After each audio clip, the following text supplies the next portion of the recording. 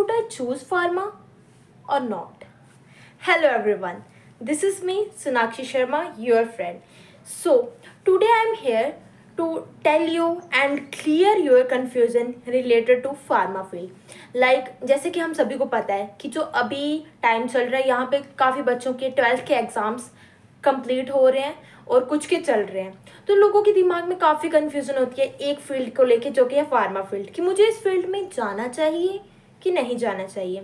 तो उसी कन्फ्यूज़न को क्लियर करने के लिए मैं आपकी फ्रेंड सोनाक्षी शर्मा इस वीडियो को लेके आई हूँ। तो इस वीडियो में मैं क्लियर कट आपकी पूरी कन्फ्यूज़न को क्लियर करना चाहूँगी और अपने एक्सपीरियंस से बताऊँगी कि आपको फार्मा फील्ड में आना चाहिए कि नहीं आना चाहिए। तो कुछ पॉइंट्स मैंने नोट डाउन किए हैं जो कि आपको बताना काफ़ी इम्पॉर्टेंट है, उससे आपकी जो कन्फ्यूज़न होगी वो ईजिली क्लियर हो जाएगी। वो मैंने यहाँ पे नोटबुक पे पॉइंट आउट किए हुए हैं और इसके बाद मैं आपको ये सारे पॉइंट आउट ब्रीफली डिस्क्राइब करूँगी जिससे आपकी सारी कन्फ्यूज़न क्लियर हो जाएगी। सो फर्स्ट ऑफ ऑल हम बात कर लेते हैं कि फार्मा फील्ड है क्या, what is pharmacy. So pharmacy field is nothing other than making of medicines, production of medicines and या तो दवाइयों को बनाने की प्रक्रिया को हम फार्मेसी बोलते हैं और फार्मेसी की स्टडी जो कंप्लीट कर लेता है उसको हम फार्मासिस्ट बोलते हैं। नॉट कंपाउंडर, इट्स फार्मासिस्ट, या इट्स फार्मासिस्ट।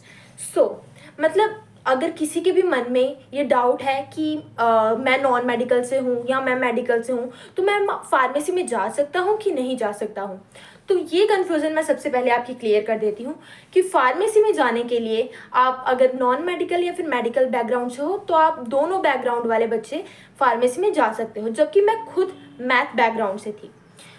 फर्स्ट सेम में आपका क्या होगा कि अगर आप नॉन मेडिकल बैकग्राउंड से हो तो आपका जो एक सब्जेक्ट होता है वो आपका बायो रखा जाएगा ताकि वो बैलेंस हो जाए, और अगर आप बायो के बैकग्राउंड से हो तो आपका मैथ रखा जाएगा ताकि आपका बैलेंस हो जाए।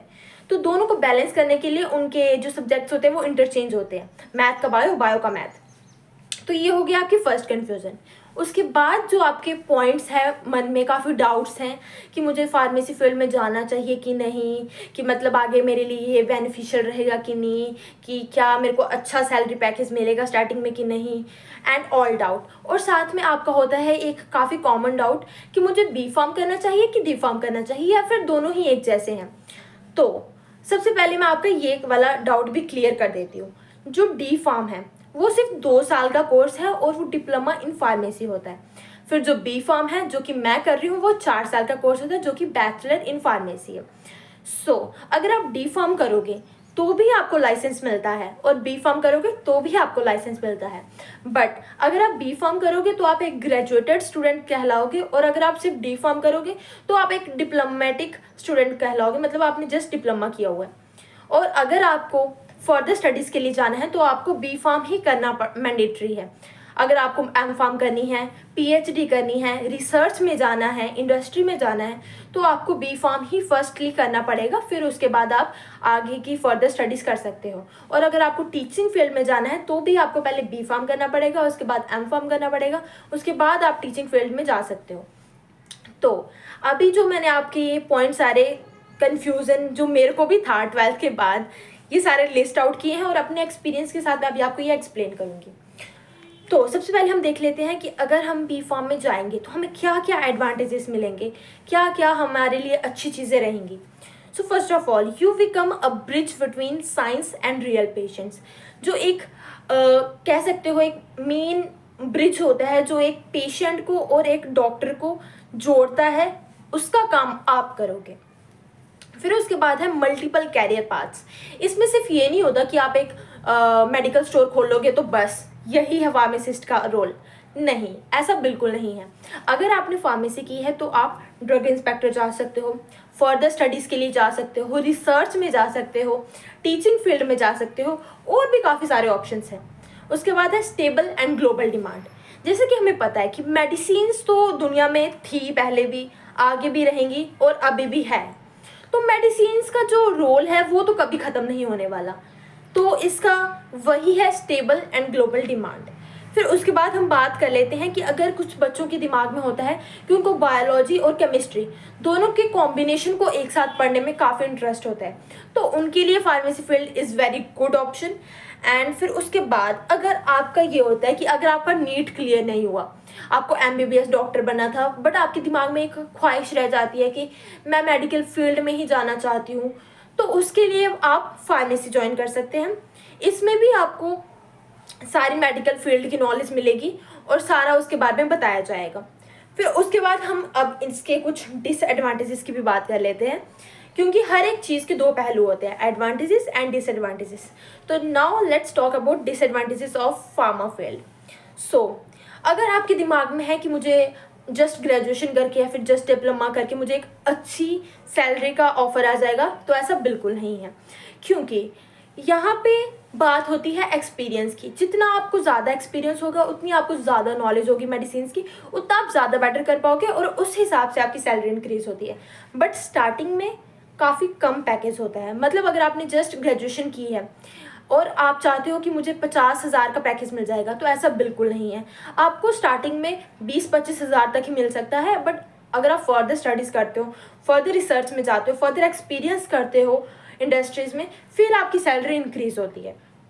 फिर उसके बाद है कि मतलब अगर आपको यह है कि मतलब मुझे सिर्फ थ्योरेटिकल ही नॉलेज है, मुझे प्रैक्टिकली में इतना थोड़ा इंटरेस्ट नहीं है, तो आप इस करियर को चुन रहे हो, तो आप गलत एक राह चुन रहे हो, क्योंकि इसमें प्रैक्टिकल नॉलेज ज़्यादा इंपॉर्टेंट है एज़ कम्पेटिवली थ्योरी। मैं नहीं कह रही कि थ्योरी को बिल्कुल छोड़ ही दो, बट प्रैक्टिकल नॉलेज ज़्यादा मैटर करती है, क्योंकि आपको इंडस्ट्रीज़ में मेडिसिन बनानी है। तो अगर आपको प्रैक्टिकल नॉलेज ही नहीं है, तो आप कैसे बना पाओगे। फिर उसके बाद है यहाँ पे अगर आपको रिसर्च में बिल्कुल इंटरेस्ट नहीं है, तो फिर आप प्रैक्टिकल परफॉर्म नहीं कर पाओगे। मतलब अगर आपको थोड़ा बहुत इंटरेस्ट होगा रिसर्च में, तभी आप अच्छे से अपने जो प्रैक्टिकल सेशंस हैं वो कंप्लीट कर पाओगे और अच्छे और गुड मार्क्स अटेन कर पाओगे। और इसमें एक ये भी चीज़ है कि मतलब आप सिर्फ अच्छे मार्क्स लेके कोई जॉब गेन नहीं कर सकते, या फिर आप बोलते हो कि मुझे सिर्फ मुझे थ्योरेटिकल काफ़ी नॉलेज है, मेरे अच्छे मार्क्स आ जाते हैं, प्रैक्टिकल में भी मैं थोड़ा बहुत कर लेता हूँ और मुझे आगे अच्छी जॉब मिल जाएगी। इसमें ऐसा बिल्कुल नहीं है। आपको दोनों को बैलेंस करके चलना है और एक नॉलेज को अपने दिमाग में रखना है कि हाँ, मुझे ये कैसे बनता है, सिरप कैसे बनती है, फिर टैबलेट कैसे बनती है, या फिर कोई जेल कैसे बनती है। तो सभी को एक अच्छे से नॉलेज वाइज पढ़ना है, अच्छे से उसका प्रैक्टिकल परफॉर्म करना है, फिर ही आपको उसकी नॉलेज आएगी। फिर उसके बाद है अगर आप रेगुलेशन और रिस्पॉन्सिबिलिटीज़ के बीच में नहीं रह सकते, आप एक डिसिप्लिन में नहीं रह सकते, तो आप इस कैरियर पाथ को बिल्कुल ही ना चुनें, क्योंकि इस पाथ में आपको रेगुलेशंस, डिसिप्लिन एंड रिस्पॉन्सिबिलिटीज़ के साथ काम करना पड़ता है, क्योंकि काफ़ी लोगों की रिस्पॉन्सिबिलिटी है आपके ऊपर। अगर आप मेडिसिन बना रहे हो, किसी एक बंदे को भी, किसी दो बंदे ने भी आपकी अगर मेडिसिन खा ली और आपकी मेडिसिन में थोड़ा सा इधर उधर फॉर्मुलेशन हुआ है, तो उस बेचारे की तो जान चली जाएगी ना। तो ये सारा आपको अपने दिमाग में रखना है कि रिस्पॉन्सिबिलिटी है आपके ऊपर, तो आपको उसी हिसाब से अपना काम करना होता है। फिर उसके बाद अगर आपको मतलब थोड़ा इजी वाला अपना कॉलेज लाइफ जीना है, या फिर थोड़ा आपको उस टाइप मतलब जो जस्ट नॉर्मल ग्रेजुएशन होती है लाइक BSc एंड ऑल, मैं उनको गलत नहीं ठहरा रही, बट मैं बोल रही हूँ कि अगर आपको मतलब थोड़ा इजी वे में मतलब थोड़े फंक्शंस वगैरह भी इंजॉय करने, वैसी वाली आपको अपनी कॉलेज लाइफ जीनी है, तो आप उस वे में जाएँ। बट अगर आप इधर आ रहे हो, तो आपको एक हैवी सिलेबस होगा, हैवी असाइनमेंट्स होंगी और हैवी प्रैक्टिकल्स होंगे, जो आपको सभी बैलेंस करके चलने पड़ेंगे, क्योंकि मैं कर रही हूँ फार्मेसी, तो मुझे उस बात का एक्सपीरियंस है।